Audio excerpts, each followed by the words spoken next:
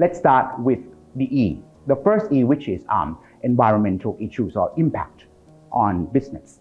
Okay, well, simple as the fact that when you think of business process, people always focus on the input of the resources and the output of the products.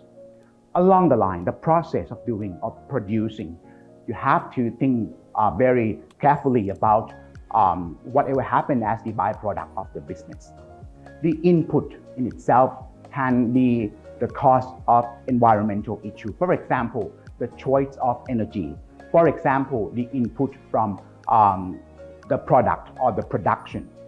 Along the way, you have to think a lot about what can be seen as waste or what can be seen as the unused product or byproduct.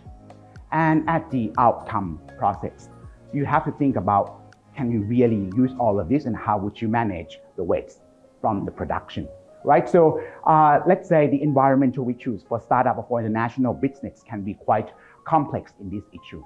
Well, for startup, whom you may think of ability to be flexible in terms of working on environmental issues. I can see two aspects that I'd like to address with you.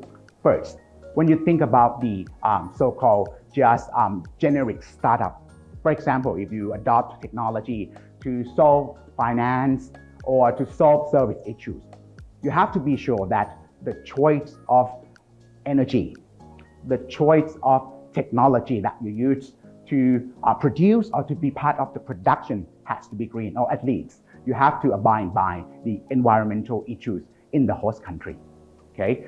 The second thing, if you think of areas that require specific attention from a startup, you might think of waste management. Okay, waste management seems to be the issue if you focus on the so-called SCP or sustainable consumption and production. We try to reinforce the amalgamation from the consumer and the producer to share their needs and to be able to plan the resources used and consumed at the right amount so that we can have enough resource for the next generation.